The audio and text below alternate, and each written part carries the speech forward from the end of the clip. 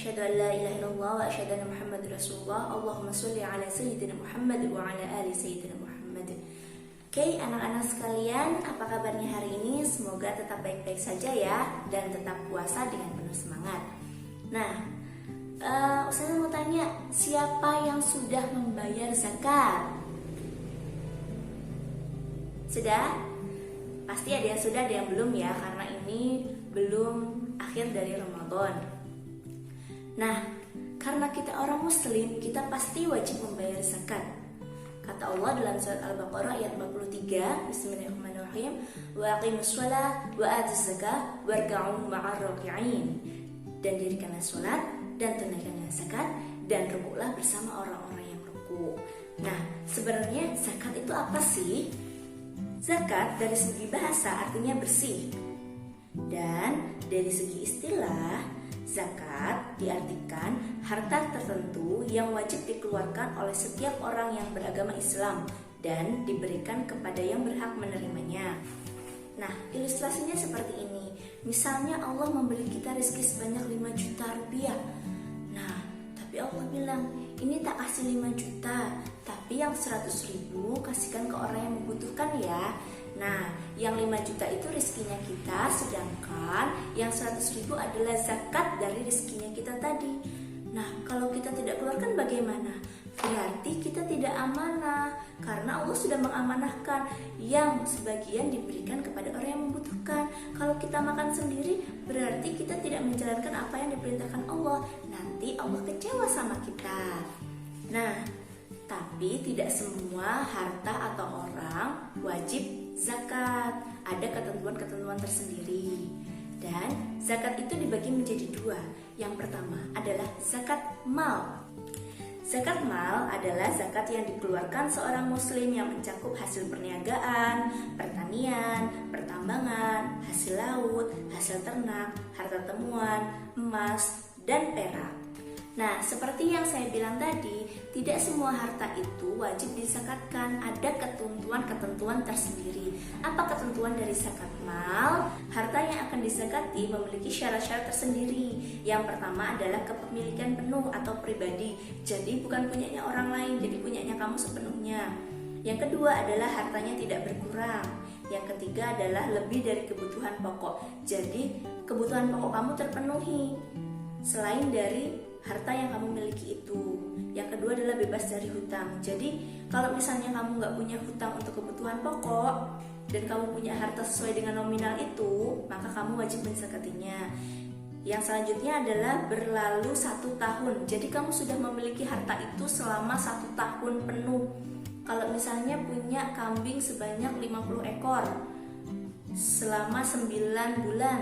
Nah, dalam waktu 9 bulan itu ternyata kambingnya mati semua. Karena kamu baru punya 9 bulan, maka kamu tidak wajib zakat. Tapi kalau kamu punyanya 12 bulan, sudah punya selama 12 bulan, maka kamu wajib menzakati.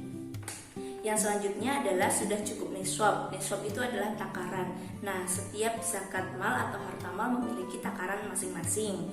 Akan kita bahas di lain hari. Nah, yang kedua adalah zakat fitrah. Apa yang dimaksud zakat fitrah? Sampean pasti setiap tahun membayar zakat fitrah atau dibayarkan oleh orang tua zakat fitrah kan? Zakat fitrah adalah zakat diri yang diwajibkan atas diri setiap individu, lelaki dan perempuan muslim yang berkemampuan dengan syarat-syarat yang ditetapkan.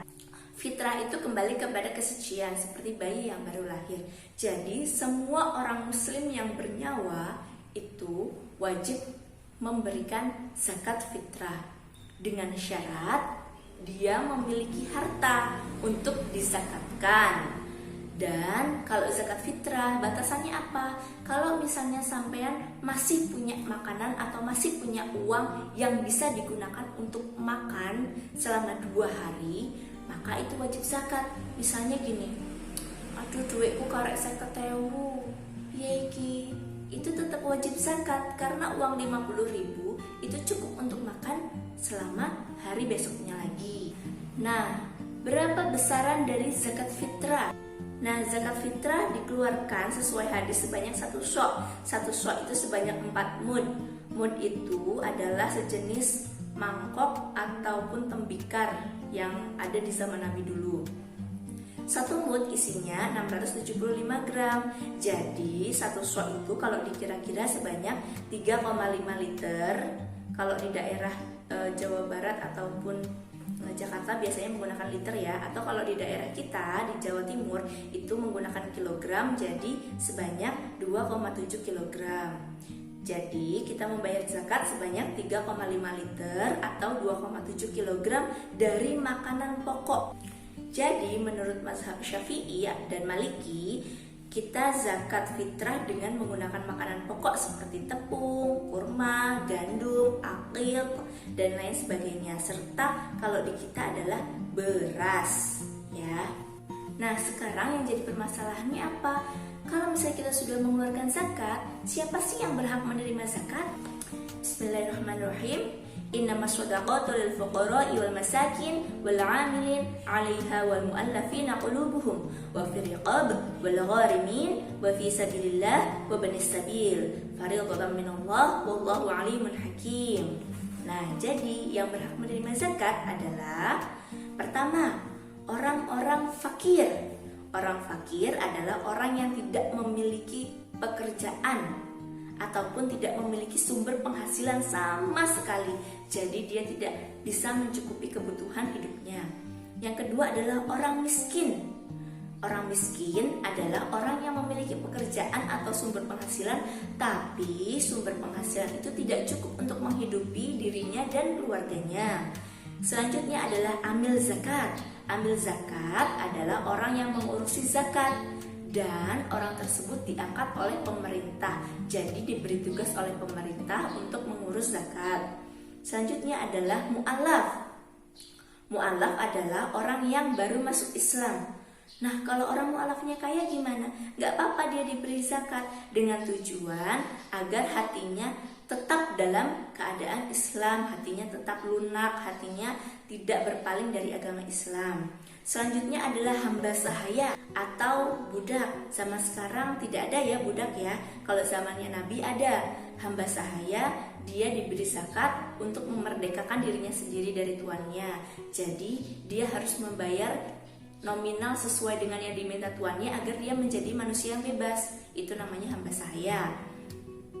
Selanjutnya adalah orang yang berhutang. Orang yang berhutang banyak dan dia tidak mampu membayar, dia boleh menerima zakat.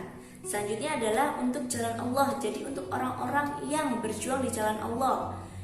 Selanjutnya, yang terakhir adalah untuk orang yang sedang dalam perjalanan atau musafir.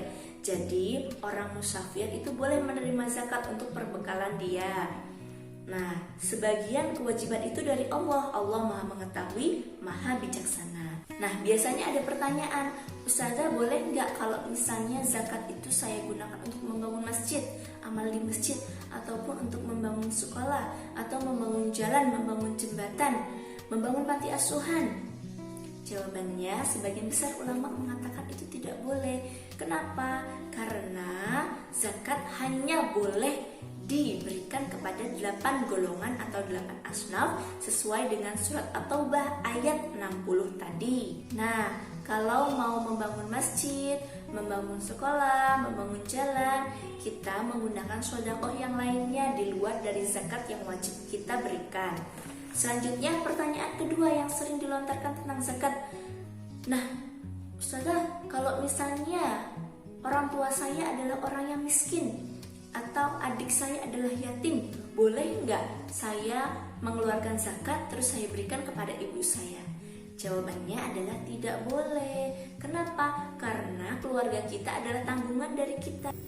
Nah, kalian sudah belajar satu, pengertian zakat, kedua, pembagian zakat, ketiga, siapa saja yang wajib menerima zakat, keempat, kalian akan mempelajari tentang niat zakat. Ayo kita belajar niat zakat bareng-bareng.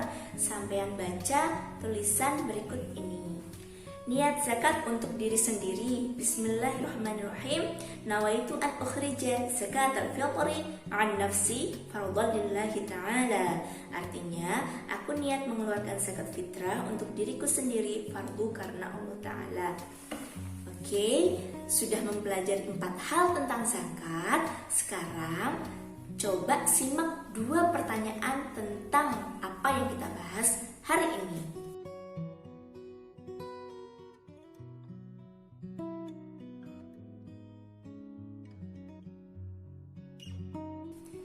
Jangan lupa pertanyaan tersebut ditulis dan dijawab, lalu sampai kirimkan ke wali kelas masing-masing. Oke? Sekarang Ustazah akhiri, kurang lebihnya mohon maaf. Wassalamualaikum warahmatullahi wabarakatuh.